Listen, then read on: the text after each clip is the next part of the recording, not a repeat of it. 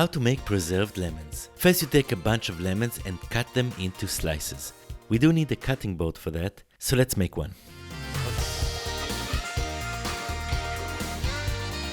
Now that we have our cutting board, we do need a knife as well, so let's make one.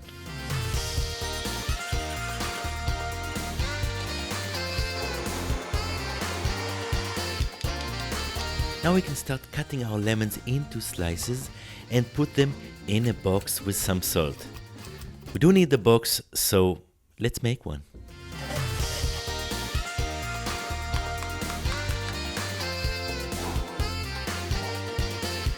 Now we can add a whole bunch of layers of salt and lemons on top of each other, top it off with some olive oil, give it 2 weeks to ferment, and then we're good to go and make some tuna sushi pickled lemon.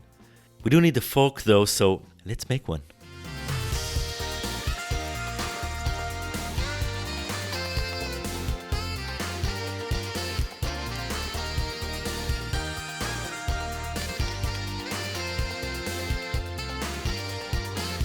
Check the full video in the link below.